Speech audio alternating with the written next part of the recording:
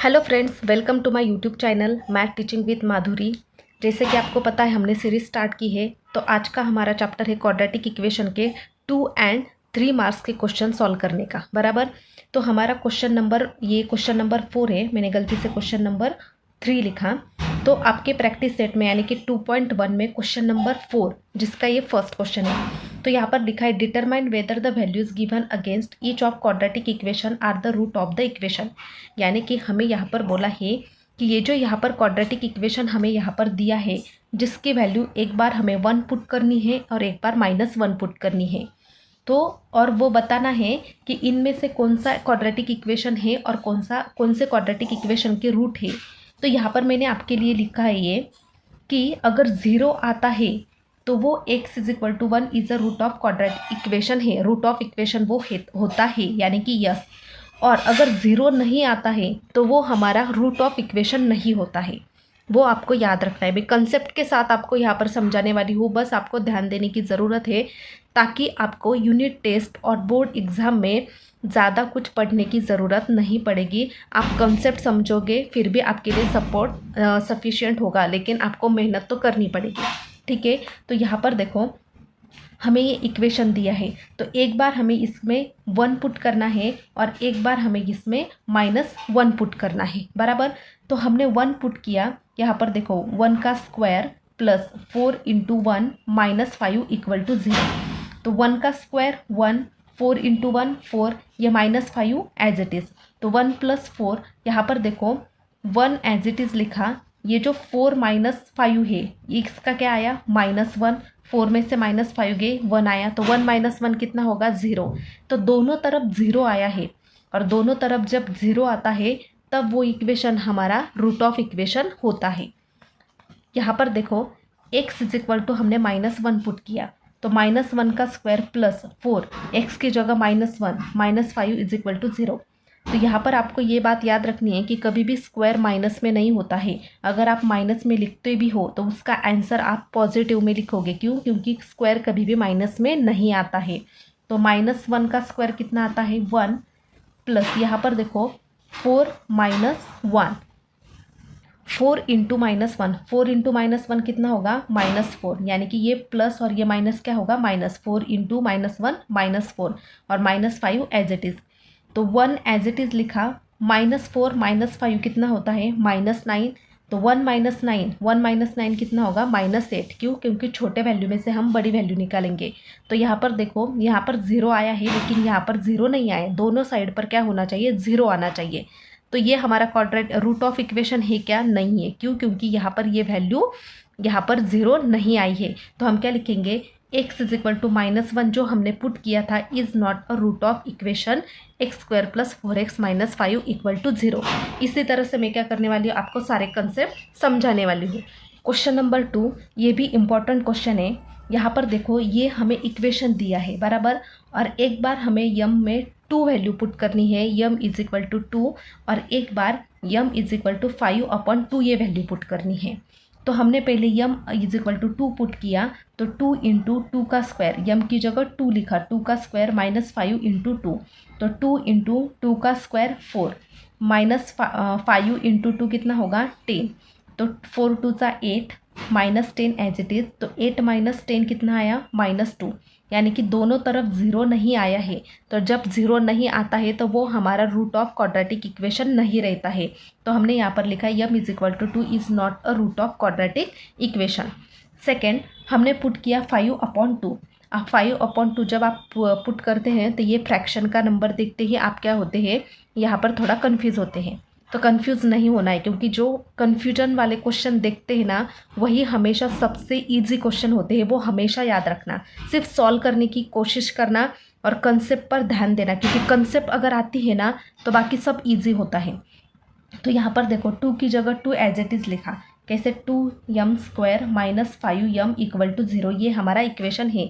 तो 2 की जगह 2 लिखा, m की जगह 5/2, क्योंकि 5/2 लिखना था, square as it is, -5 as it is, m की जगह 5/2, बराबर। अब ये ब्रैकेट का स्क्वायर है, इसलिए ये 5 का भी स्क्वायर होगा और 2 का भी स्क्वायर होगा।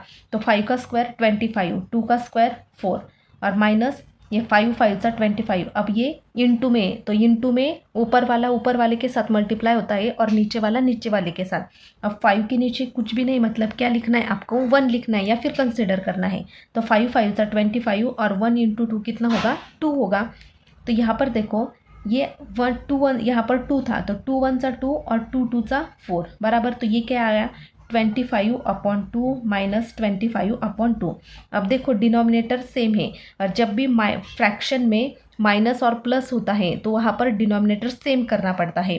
और अगर ऑलरेडी वो सेम है तो वहाँ पर हम क्या करते हैं, ऊपर वाला जो है 25 माइनस ऊपर वाले के साथ ऊपर वाला माइनस होता है और नीचे वाला हम एक बार लिखते हैं। तो यहाँ पर देखो 0/2, 0/2 करेंगे तो वो आंसर 0 ही आएगा, यानी दोनों तरफ 0 आता है। तो इसका मतलब होता है तो m/5/2 जो हमने यहाँ पर पुट किया था वो हमारा रूट ऑफ क्वाड्रेटिक इक्वेशन है।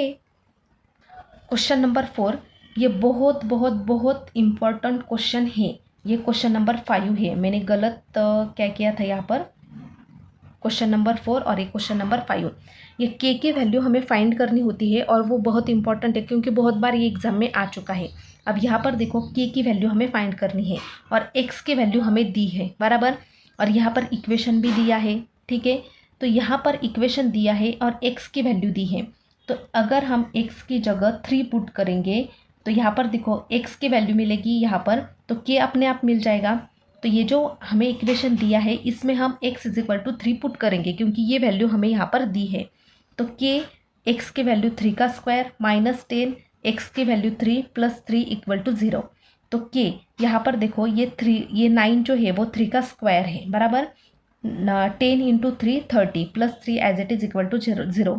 तो k 9 था, ऐसा k 9 था, तो 9 के हम इसको ऐसा लिख सकते हैं क्योंकि k 9 क्या है ना, कुछ मतलब अच्छा नहीं लगता, तो वो हम क्या करें, वो हमने क्या किया 9k लिखा। तो 9k माइनस 30 + 3 -30 + 3 है तो कितना आएगा -27। देखो -30 + 3 ऐसा है तो वो कितना आएगा -27 = 0। तो 9k = ये जो वैल्यू ये -27 है, इधर हमने इसको इधर भेजा, क्यों, क्योंकि यहाँ पर k है बराबर। तो हम क्या करते हैं, जब भी कोई ऐसा वैल्यू में कोई वेरिएबल आता है तो हम वेरिएबल एक साइड में लिखते हैं और नंबर एक साइड पर। तो 27 को हमने इधर भेज दिया तो वो माइनस था तो इधर जाकर वो प्लस हो गया। तो k = 27, ये 9 यहाँ पर इंटू में था मल्टीप्लाई में, तो वो डिवाइड में चला गया। तो k = 3, 9 1 सा 9 और 9 2 सा 18 और 9 3 सा 27, यानी कि k = 3। ये एक्टिविटी बेस्ड क्वेश्चन है और ये बहुत बहुत बहुत इम्पॉर्टेंट है क्योंकि 23 में भी ये आ चुकी है बराबर। अब यहाँ पर देखो 1 of the root of equation 5m² + 2m + k = 0 is -7/5। Complete the following activity to find the value of k। की वैल्यू हमें फाइंड करनी है। यहाँ पर देखो, अब यहाँ पर देखो 5m² + 2m + k = 0 is 7/5। Is 7/5 इसका मतलब क्या होता है कि यहाँ पर ये जो यम दिया है, ये जो वेरिएबल यहाँ पर दिया है उसकी वैल्यू क्या है यहाँ पर -7/5, यानी कि यम = क्या है -7/5। तो यहाँ पर देखो -7/5 मतलब यहाँ पर हम -7/5 is the root of equation, ये क्या है, इसका रूट है, इसलिए -7/5 लिखा। अभी मैंने बोला कि यम की वैल्यू हमें दी है तो यम की वैल्यू हमने यहाँ पर लिखा था यम = बॉक्स में, तो बॉक्स में फिल करना था। तो यम की वैल्यू क्या है हमारे पास 7/5 बराबर। अब यहाँ पर देखो ये जो यहाँ पर मैंने फिल किया है वो हमारा इक्वेशन था। देखो 5m² + 2m + k, यम कितना है हमारा 7/5 -7/5, तो -7/5 सा square +2 as it is into यम की वैल्यू क्या है -7/5 + k = 0। अब 7/5 का स्क्वायर, मैंने बोला है कि कभी भी स्क्वायर माइनस में नहीं होता है। तो 7 का स्क्वायर 49, 5 का स्क्वायर 25। अब आप यहाँ पर कंफ्यूज होंगे कि 5 का स्क्वायर तो यहाँ पर 25 है, तो मैंने यहाँ पर 5 क्यों लिखा। अब आप यहाँ पर देखोगे कि यहाँ पर इसके बाद में ये जो स्टेप है वो उन्होंने डायरेक्टली यहाँ पर दी है। जैसे कि आप यहाँ पर देखो 5 × -7/5 का स्क्वायर +2 × -7/5 प्लस के इक्वल टू 0 बराबर। तो 5 इंटू 7 का स्क्वायर 49/5 का स्क्वायर 25 प्लस 2 इंटू -7/5 प्लस के इक्वल टू 0 बराबर। तो 5 1 सा 5 और 5 5 सा 25, तो क्या बचा 49/5 प्लस यहाँ पर देखो, यहाँ पर ये दोनों 2 इंटू 7, ये जो यहाँ पर टर्म है वो इंटू में, यानी कि इसके नीचे कुछ भी नहीं, मतलब क्या है 1 है। तो 2 7 सा 14 बराबर। तो 2 7 सा 14 और 5 5 सा 1 प्लस के इक्वल टू 0। तो ये जो स्टेप यहाँ पर थी वो उन्होंने नहीं दी, डायरेक्ट ये स्टेप लिखी है, इसलिए यहाँ पर क्या लिखा है मैंने 49/5 प्लस 14/5। ठीक है, तो आपको ये स्टेप यहाँ पर क्या समझनी भी है और सॉल्व भी करनी है। तो यहाँ पर देखो ये फ्रैक्शन है, दोनों के बीच में क्या है 49/5 प्लस 14/5, दोनों क्या है टर्म सेम है। तो 49 प्लस 14/5 इस तरह से वो होगा प्लस के इक्वल टू 0। तो 49 प्लस 14 कितना होता है। अब यहाँ पर देखो, यहाँ पर आपको इसके बीच में प्लस का साइन दिया है टेक्स्ट बुक में, ये टेक्स्ट बुक का मैंने लिखा है बराबर। लेकिन यहाँ पर देखो 2 इंटू 1 ये क्या था हमारा -7/5 था, तो ये जो 14 था वो क्या आया था हमारा -14/5। तो यहाँ पर ये जो 14 होगा वो क्या होगा माइनस होगा, यानी कि 49 माइनस 14 कितना होता है वो 35/5। तो 5 7 सा कितना होता है 35। तो 7 प्लस के इक्वल टू 0। तो ये k इज इक्वल टू 7 को हम इधर भेजेंगे तो वो क्या होगा -7। तो इस तरह से आपको वो एक्टिविटी करनी है। यहाँ पर आपको याद रखना है कि एक्टिविटी में कभी भी ऐसे जो हम सॉल्व करते हैं स्टेप बाय स्टेप कभी भी नहीं दिया होता है, वहाँ पर कभी सारे के सारे स्टेप दिए होते हैं, ज़्यादातर वहाँ पर स्टेप नहीं दिए होते हैं, तो वो आपको सॉल्व करके ही लिखना पड़ता है। और ये माइनस प्लस का भी आप याद रखो, मैंने जानबूझ के यहाँ पर प्लस लिखा था क्योंकि यहाँ पर प्लस था। और आप क्या करते हो बाद में, यहाँ पर अगर आपने प्लस लिखा होता तो ये 5 से डिवाइड ही नहीं होता। क्यों? क्योंकि ये 49 माइनस जो 49 प्लस 14 कितना आता 63 आता बराबर। तो 63 डिवाइडेड 5, तो 63 ये 5 से डिवाइड ही नहीं होता, फिर आप कंफ्यूज हो जाते हैं बराबर। इसलिए मैंने पहले बोला कि ये माइनस साइन कभी भी याद रखो। प्रैक्टिस सेट 2.2 का फर्स्ट क्वेश्चन देखो। फर्स्ट क्वेश्चन इंपॉर्टेंट है। देखो 2 मार्क्स के लिए मार्च 20 में ऑलरेडी आ चुका है। तो solve the following quadratic equation by factorisation. Factorisation मतलब ये फैक्टर से ही हमें निकालने हैं। तो x² - 15x + 54 = 0 ये हमें इक्वेशन दिया है। अब फैक्टर्स कैसे निकालते हैं वो देखो। फैक्टर्स निकालते हैं, यहाँ पर ये जो फर्स्ट एंड लास्ट होता है, ये फर्स्ट एंड लास्ट, पहला और सबसे लास्ट वाला, यहाँ पर कुछ भी नहीं मतलब 1 है, यानी कि 1 × 54 करेंगे तो वो 54 आ जाएगा बराबर। अब ये जो बीच वाला होता है, यहाँ पर देखो, सॉरी ये क्या किया मैंने, इस वाले इक्वेशन को किया मुझे डायरेक्ट ये इस इक्वेशन को किया था क्योंकि ये तो हमारा ओरिजिनल इक्वेशन है बराबर। तो 1 × 54 हो गया 54 बराबर। अब ये जो बीच वाला है -50x, अब हमें क्या करना होता है कि इस 54 के ऐसे मल्टीपल्स ढूंढने हैं जिसकी एडिशन हमें -15 मिलती है। तो देखो 9 6 के टेबल में 9 6 का हम करेंगे तो 9 6 का होता है 54, 9 6 का होता है 54। तो आप यहाँ पर 9 और 6 ऐसे लिख लेना बराबर। अब 9 + 6 दोनों को अगर आप प्लस करोगे तो क्या मिलेगा 15 मिलेगा बराबर। लेकिन हमें क्या चाहिए माइनस चाहिए, तो माइनस कैसे मिलेगा, दोनों को माइनस करेंगे तो -15 मिलेगा बराबर। अब 9 और 6 किसी एक को अगर इस आपने -9 + 6 ऐसा किया होता तो इसमें से ये वैल्यू क्या होती माइनस हो जाती और यहाँ पर आपको 3 मिलता बराबर। अगर आपने इसको प्लस किया और इसको माइनस किया बराबर, ये माइनस मिलता, और ऐसा किया होता तो ये आपको +3 मिलता। और अगर आपने दोनों को माइनस किया तो आपको -15 मिलता जो आपको चाहिए था बराबर। तो हम क्या करेंगे, दोनों को माइनस करेंगे। ये बहुत इंपॉर्टेंट रोल होता है इस रूट वाले फैक्टराइजेशन मेथड में, कि ये फैक्टर्स ढूंढना ही आपके लिए थोड़ा सा मुश्किल होता है, लेकिन आप कंसेप्ट समझोगे तो वो बराबर आ जाएगा। तो यहाँ पर ये जो -15x है इसकी जगह हमें लिखना है -9x और -6x। यहाँ पर देखो -9x -6x और ये बाकी का एज इट इज़। तो यहाँ पर देखो ये एक टर्म बन गई और ये सेकेंड टर्म बन गई। तो इसमें से हमने x क्या करना है, हमें यहाँ पर कॉमन निकालना है। तो इसको हम कॉमन निकालेंगे तो यहाँ पर बचेगा x माइनस 9, ये तो ऑलरेडी हमने बाहर निकाला। और जो टर्म यहाँ पर होती है याद रखना कि वही same as it is term आगे होती है। अगर आपने फर्स्ट टर्म निकाल दी x माइनस 9 और आपको आगे इस टर्म के लिए नहीं समझता है कि क्या लिखे, तो डायरेक्ट आपको जो फर्स्ट टर्म आपने निकाली है डायरेक्ट वो लिख देना। तो अगर x माइनस 9 आपने लिख दिया तो यहाँ पर क्या है 6 है, तो यहाँ पर आप 6 लिख देना, या फिर कैलकुलेट करके देखना कि x माइनस 9 तो मैंने यहाँ पर लिख दिया। अब यहाँ पर क्या लूँ तो ये टर्म आ जाएगी। तो आप देखो -6 अगर लिया तो -6x माइनस ये जो माइनस माइनस होगा ये प्लस होगा और 9 6 54 होगा, यानी कि ये टर्म आपको एज इट इज़ मिलेगी। ठीक है, इस तरह से आप कॉमन टर्म निकाल सकते हो। तो यहाँ पर x माइनस 9 ये एक बार लिखेंगे और ये जो बाहर वाली टर्म है x माइनस 9 x माइनस 6 ये एक बार लिखोगे। तो x minus 9 is equal to 0 और x minus 6 is equal to 0, अलग अलग इसको 0 से पुट करेंगे तो ये माइनस है तो ये प्लस में आ जाएगी और ये भी माइनस है तो ये टर्म प्लस में आ जाएगी। तो यानी कि हमें 9 और 6 ये 2 रूट्स मिल गए बराबर। अब क्वेश्चन नंबर 2 है इसमें का, वो भी यहाँ पर 2 मार्क्स के लिए आता है। यहाँ भी सेम कंडीशन, यहाँ पर देखो इसका और इसका मल्टीप्लाई किया तो -20 मिला। अब हमें क्या चाहिए, 20 के ऐसे फैक्टर्स ढूंढने हैं जिसकी एडिशन 1 आनी चाहिए। यहाँ पर कुछ भी नहीं, मतलब क्या है 1 है।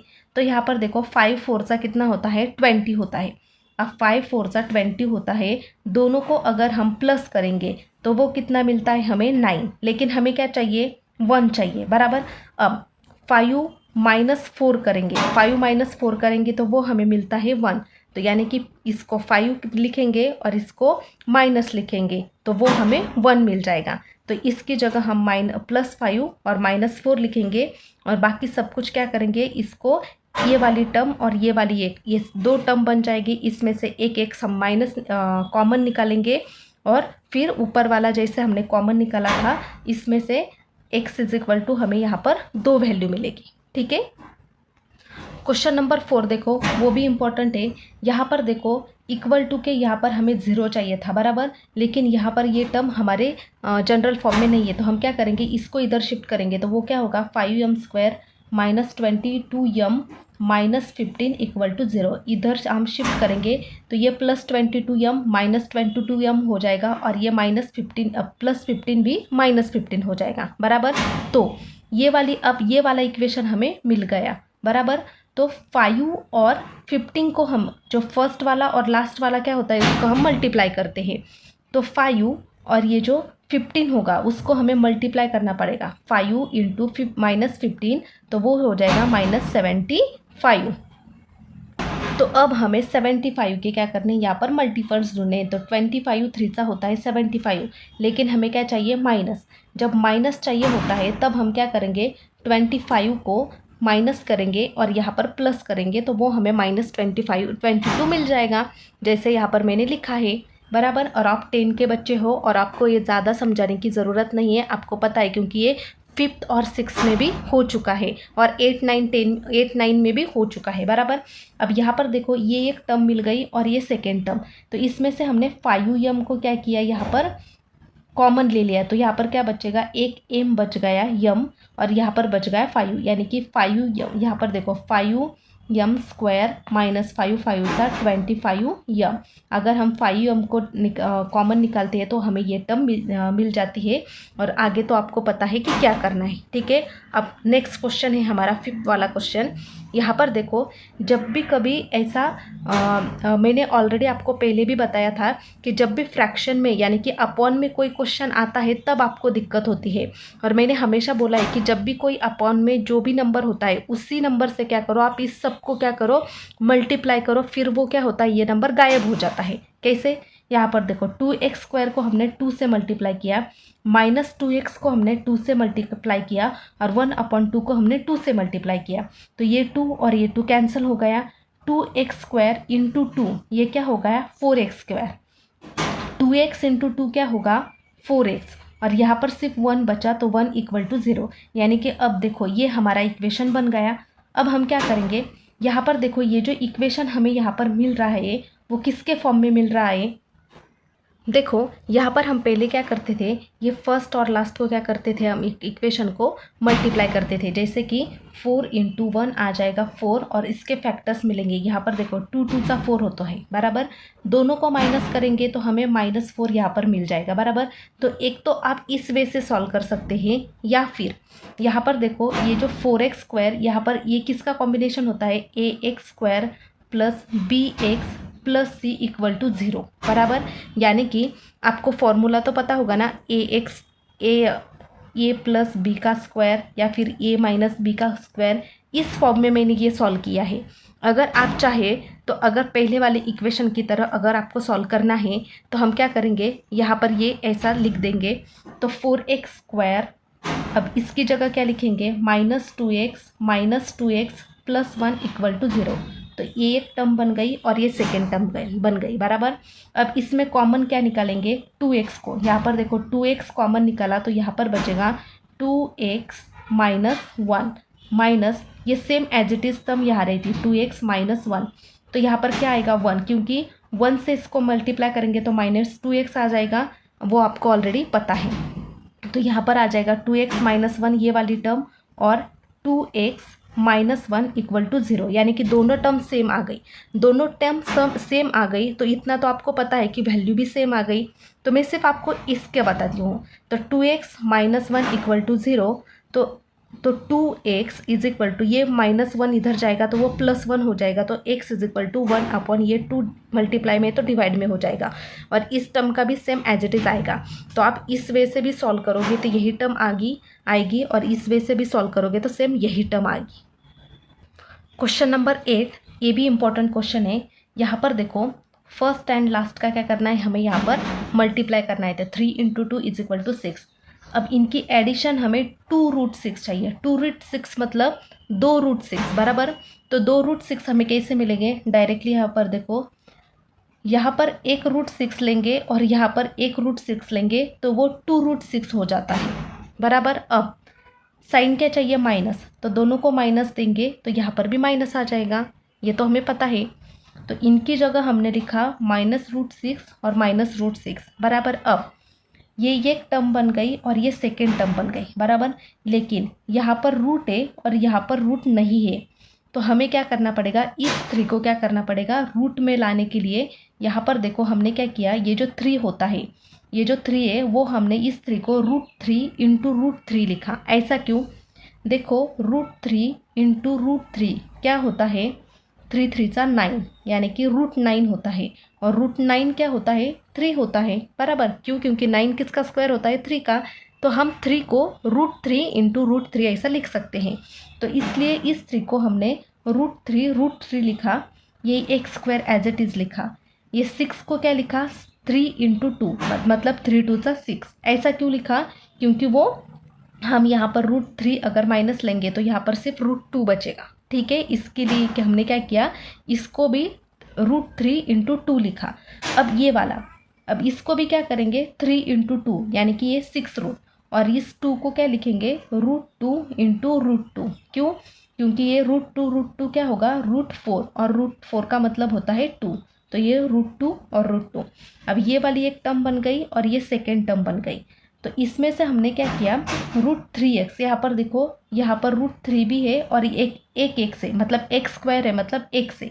तो √3x को हमने बाहर निकाला तो यहाँ पर बचा, यहाँ पर ये जो है वो बाहर आ गए बराबर। इसमें से √3 आएगा और ये जो x है इसमें से एक x बाहर निकाला तो एक x जो है वो अंदर रहेगा। इसमें से ये जो 3 है वो ऑलरेडी बाहर है, तो यहाँ पर क्या बचेगा, फिर सिर्फ √2, क्योंकि ये x भी ऑलरेडी बाहर है। तो ये जो टर्म होती है वो सेम एज इट इज़ यहीं पर हमें लिखनी है। अगर समझ में नहीं आता है आपको तो आप यहाँ पर देखोगे, यहाँ पर 3x √3x, यानी कि ये √3x, ये √3 और ये x ऑलरेडी अंदर है, तो यहाँ पर क्या बचेगा, √2। तो यहाँ पर आएगा √2 और ये √2 और ये √2 ये ऑलरेडी यहाँ पर है, तो यहाँ पर कुछ भी करने की ज़रूरत नहीं है। तो एक बार हम इसको ब्रैकेट में लिखेंगे और एक बार जो बाहर है उसको ब्रैकेट में लिखेंगे। ठीक है, तो √3x - √2 इक्वल टू 0, और बाद में इसको हम 0 पुट करेंगे। तो √3x, तो x is equal to √2 upon √3 आएगा। ये मल्टीप्लाई में तो ये डिवाइड में जाएगा, और सेम यहाँ भी वैसे आएगा। तो हमारे जो रूट मिले वो हमें मिलेंगे √2 अपॉन √3 एंड √2 अपॉन √3। 10 नंबर का क्वेश्चन देखो, ये क्वेश्चन अगर आपको फैक्टराइजेशन से सॉल्व करना है तो यहाँ पर देखो ये इक्वेशन नहीं बन रहा है बराबर। तो हमें क्या करना है, इस 9 को पहले इधर शिफ्ट क्या करना है, तो वो -9 इक्वल टू 0 हो जाएगा बराबर। अब यहाँ पर देखो ये जो 9 है वो भी किसी का स्क्वायर है, और 25 ये जो है वो भी किसी का स्क्वायर है। 25 है 5 का स्क्वायर, और 9 है 3 का स्क्वायर। तो हमने क्या लिखा, 5m का स्क्वायर माइनस 3 का स्क्वायर। और ऐसा हमने क्यों लिखा, क्योंकि यहाँ पर देखो ये a और ये b इसके यानी कि a² माइनस बी के फॉर्म में हो रहा था। तो a प्लस बी और ये माइनस बी हम इसको डायरेक्टली लिख सकते हैं फॉर्मूले में डाल के।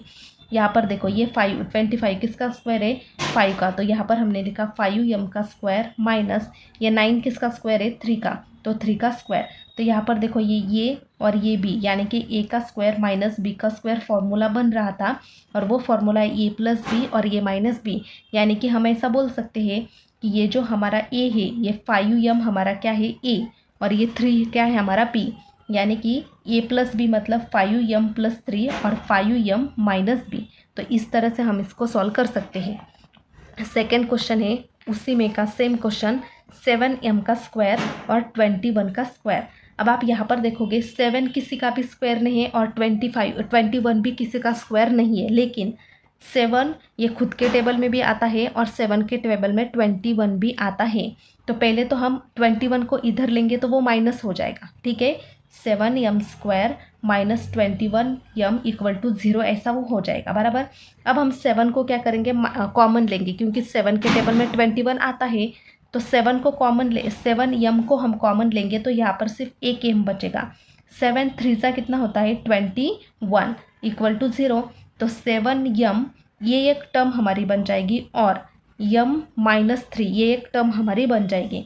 तो हमें दो वैल्यू मिलेगी, m इज इक्वल टू 3 मिलेगा और m इज इक्वल टू 0/3। ये 7 इधर जाएगा तो ये डिवाइड में जाएगा, तो ये एक वैल्यू हमें 3 मिलेगी और एक वैल्यू हमें 0 मिलेगी।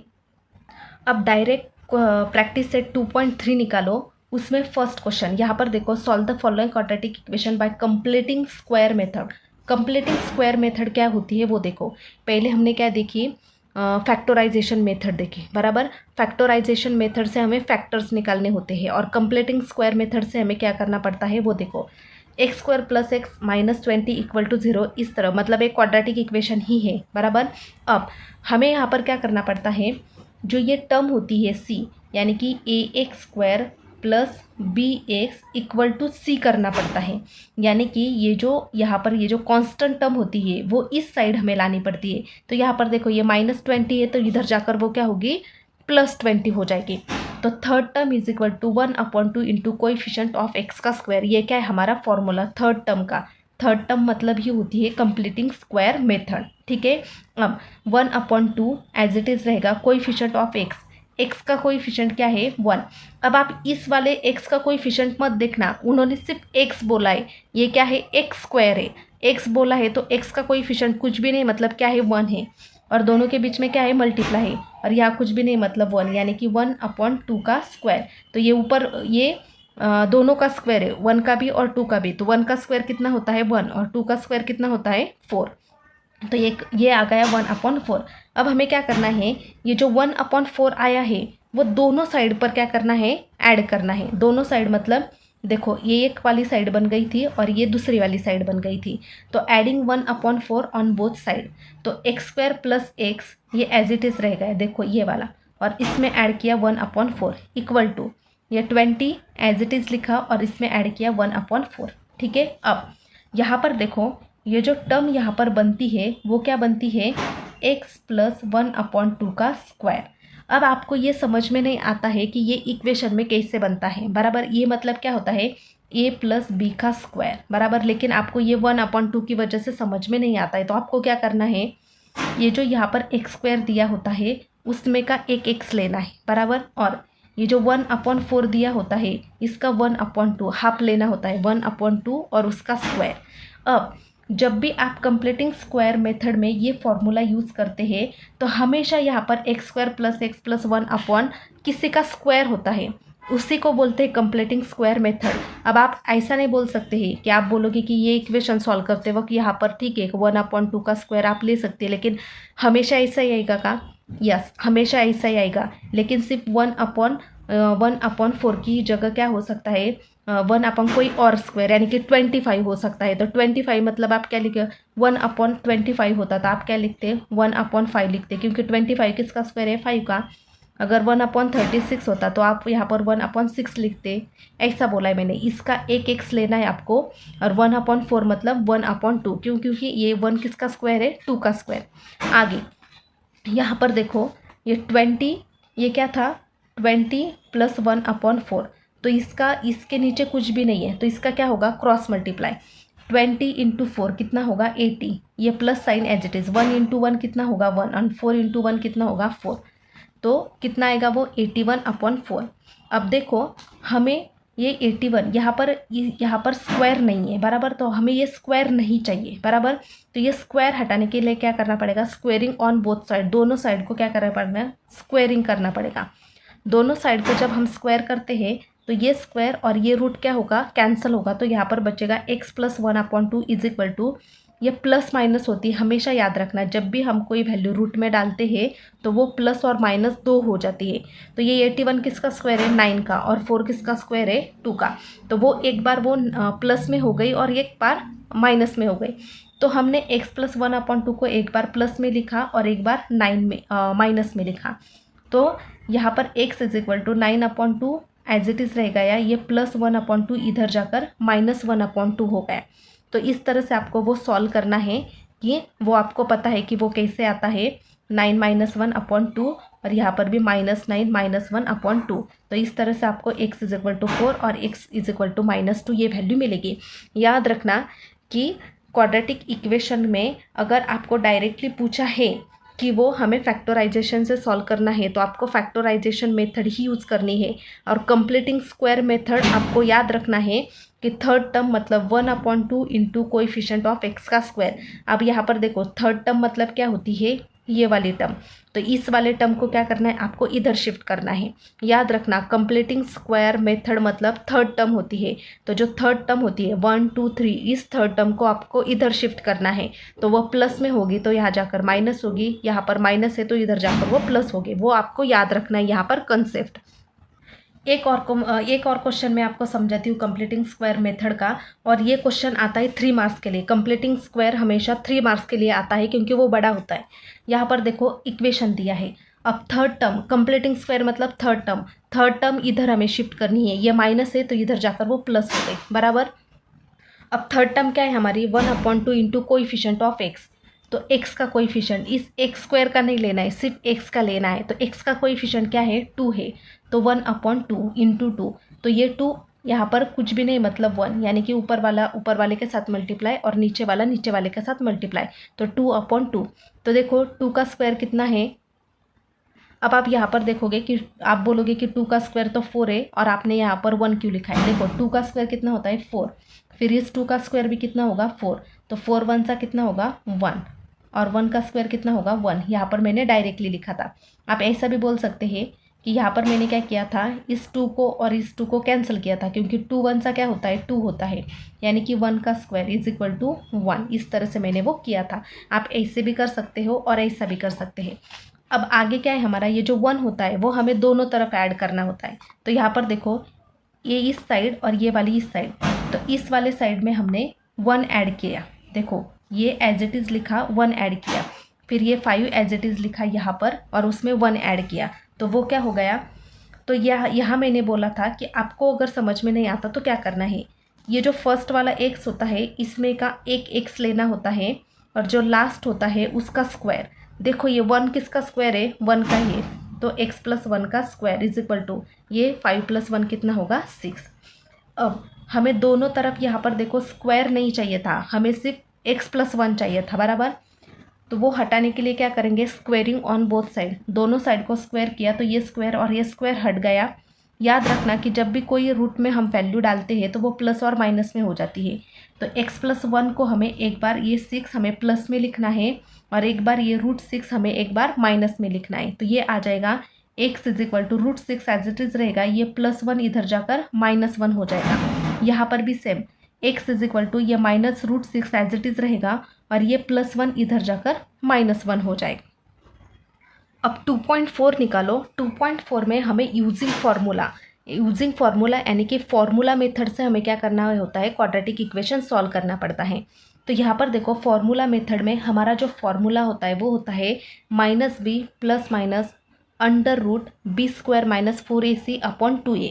अब आप यहाँ पर देखोगे हमें फार्मूला मेथड यूज़ करने के लिए बोला है, बराबर। और फार्मूला हमें पता है क्या है, -b ± b² - 4ac, बराबर। अब यहाँ पर a है, b है और c है।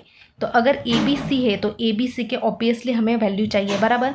तो हम पहले क्या करेंगे, इसको जनरल फॉर्म से कंपेयर करेंगे, ax² + bx + c = 0, बराबर। तो ये हमारे जनरल फॉर्म में है।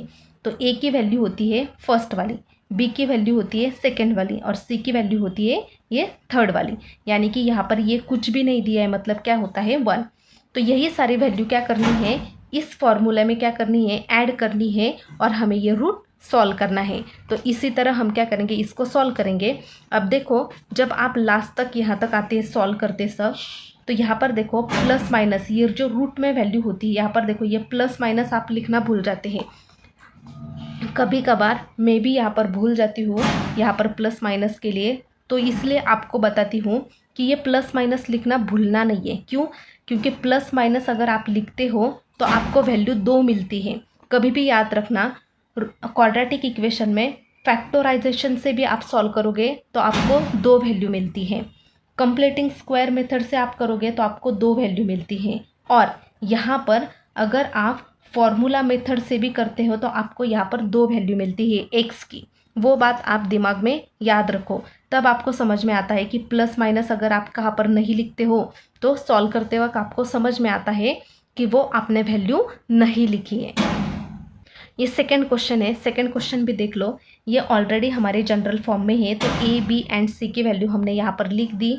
अब a b c की वैल्यू हमने पुट की हमारे इस वाले फॉर्मूले में पुट करने के बाद इसको हमने सॉल्व किया। अब यहाँ पर देखो ये आ गया प्लस और माइनस में √17/2। अब √17 किसी का भी स्क्वायर नहीं है तो वो एज इट इज़ रहेगा। तो एक बार हम क्या करेंगे, 3 इस प्लस √7/2 को एक बार यहाँ पर प्लस लिखेंगे और एक बार माइनस लिखेंगे। अब प्रैक्टिस सेट 2.5 निकालो। उसमें आपको डिस्क्रिमिनेंट वैल्यू निकालनी होती है। तो यहाँ पर देखो क्वाड्रेटिक इक्वेशन दिया होता है, उसमें आपको कंपेयर विद जनरल फॉर्म से कंपेयर करके a b और c की वैल्यू निकालनी होती है।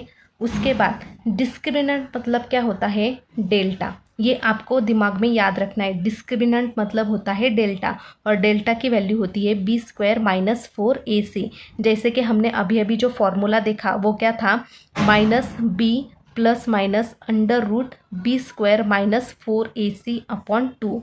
उसी में का ये जो पार्ट होता है b² - 4ac, वही यहाँ पर डेल्टा का फॉर्मूला होता है। लेकिन यहाँ पर वो अंडर रूट में होता है और यहाँ पर अंडर रूट में नहीं होता है। तो ये बात आपको याद रखनी है। सबसे पहले क्या, क्वाड्रेटिक इक्वेशन जो फैक्टराइजेशन से सॉल्व करना होता है, उसके बाद कंप्लीटिंग स्क्वायर मेथड से, उसके बाद फार्मूला मेथड से, और अब ये डिस्क्रिमिनेंट फार्मूला मेथड जैसे ही होता है उसमें आपको a b c के वैल्यू निकालने हैं और उसके बाद डेल्टा की वैल्यू पुट करनी है और उसमें फिर a b c की वैल्यू पुट करके इस डेल्टा की वैल्यू आपको यहाँ पर निकालनी है, जो कि यहाँ पर क्या था, find the value of discriminant मतलब क्या होता है, डेल्टा। और डेल्टा का फॉर्मूला क्या है, b² - 4ac। तो ये आता है आपको 2 मार्क्स के लिए। सेकेंड क्वेश्चन 2y - 5, ये भी हमारे ऑलरेडी क्या है, जनरल फॉर्म में है। तो a b और c की वैल्यू हमने निकाल दी, a की वैल्यू 2, b की वैल्यू -5 और c की वैल्यू 10, बराबर। अब डेल्टा का क्या फॉर्मूला है, b² - 4ac। b² - 4ac, b की वैल्यू है -5 -4 एज इट इज़, a की वैल्यू 2, c की वैल्यू 10। तो 5 का स्क्वायर 25, 4 × 2 होगा -8 और × 10 as it is, 25 as it is, minus as it is 8 × 10 80 25 minus 80 कितना होता है 55, यानी कि डेल्टा की वैल्यू मिल गई हमें 55। अब इसी प्रैक्टिस सेट में से क्वेश्चन नंबर 3 है, लास्ट कंसेप्ट है, 2 मार्क्स के लिए आपको पूछी जाती है।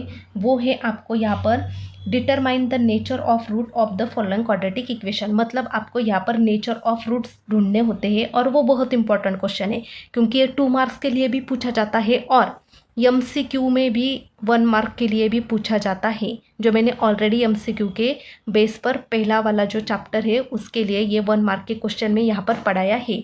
अब यहाँ पर देखो नेचर ऑफ रूट निकालते कैसे। डेल्टा अगर 0 आता है, डेल्टा का ही फॉर्मूला हमें यहाँ पर यूज़ करना है। ABC की वैल्यू हमें निकालनी है। फिर delta is equal to B² minus 4AC, जैसे कि हमने पीछे वाले मैंने आपको बताया डिस्क्रिमिनेंट में। तो डिस्क्रिमिनेंट में आपको डेल्टा निकालना है। तो आपको सिर्फ याद क्या रखना है इस वाले कंसेप्ट में, डेल्टा अगर 0 आता है तो समझना कि वो आपका रियल एंड इक्वल है। आपका क्या है, वो रूट रियल एंड इक्वल है। डेल्टा अगर 0 से ज़्यादा आता है, यानी कि 0 से ज़्यादा डेल्टा, सपोज अगर डेल्टा इज इक्वल टू 20 आया, बराबर, डेल्टा इज इक्वल टू क्या आया 20 आया, तो 20 क्या है 0 से बड़ा है तो वो आपका रियल एंड अनइक्वल है, बराबर। अब डेल्टा ग्रेटर देन 0, यानी कि डेल्टा अगर 0 बड़ा आता है, 0 यानी कि डेल्टा अगर छोटा आता है, छोटा मतलब डेल्टा की वैल्यू अगर माइनस में आती है या यानी कि 0 से कम आती है, 0 से कम आती है तो 0 से कम जो वैल्यू होती है वो किस में होती है, माइनस में होती है। तो आपको सिर्फ याद रखना है इतना कि डेल्टा अगर माइनस में आता है, कोई भी वैल्यू हो, माइनस में अगर डेल्टा आता है, delta is equal to -20 -30 -40, minus में कोई वैल्यू आती है तो समझ लेना कि वो क्या है, नॉट रियल है। तो इस वाले चैप्टर में हमें याद क्या क्या रखना है, यहाँ पर देखो फिर से बताती हूँ। फैक्टराइजेशन मेथड, उसके बाद थर्ड टर्म मेथड जो कि कंप्लीटिंग स्क्वायर मेथड, उसके बाद हमने क्या पढ़ा, फॉर्मूला मेथड, उसके बाद डिस्क्रिमिनेंट मेथड यानी कि डेल्टा, और उसके बाद नेचर ऑफ रूट मतलब क्या कि इसके जैसा ही आप देखो फैक्टर्स में कोई फॉर्मूला नहीं है, बराबर। थर्ड टर्म में क्या है 1/2 इंटू कोएफिशिएंट ऑफ x का स्क्वायर, बराबर। उसके बाद फॉर्मूला मेथड क्या है हमारा, +-b plus minus √b² minus 4ac/2a, बराबर। अब डिस्क्रिमिनेंट मेथड क्या है हमारी, b² माइनस 4ac, बराबर। नेचर ऑफ रूट भी हम कैसे निकालेंगे, डेल्टा की हेल्प से, b² माइनस 4ac के हेल्प से। सिर्फ यहाँ पर क्या याद रखना है आपको, डेल्टा अगर 0 आता है तो वो आपकी वैल्यू रियल एंड इक्वल है, बराबर। अगर डेल्टा ज़्यादा आता है, डेल्टा इज इक्वल टू मतलब 0 से ज़्यादा आता है, यानी कि 20 30 40 50 कुछ तो भी ऐसा आता है 0 से ज़्यादा, तो वो आपकी वैल्यू रियल एंड अनइक्वल आती है, बराबर। उसके बाद डेल्टा माइनस में आता है तो वो आपकी वैल्यू है नॉट रियल। तो इतने वो कंसेप्ट थी जो मैंने आपको सब कुछ जो इम्पोर्टेंट था वो सब कुछ यहाँ पर मैंने बताया है। वीडियो कैसा लगा वो आपको कमेंट सेक्शन में ज़रूर बताना है और लाइक शेयर और सब्सक्राइब भी ज़रूर करना है, क्योंकि आप कमेंट करते हो, लाइक करते हो तो अब हमें एक मोटिवेशन मिलता है आपको, आपके लिए और भी अच्छे और बेहतरीन तरीके से वीडियो बनाने के लिए, और आपके दोस्तों को शेयर करना और उनको भी सपोर्ट के लिए बोलना। फ़िलहाल के लिए थैंक यू सो मच। मिलते हैं हमारे नेक्स्ट लेक्चर में।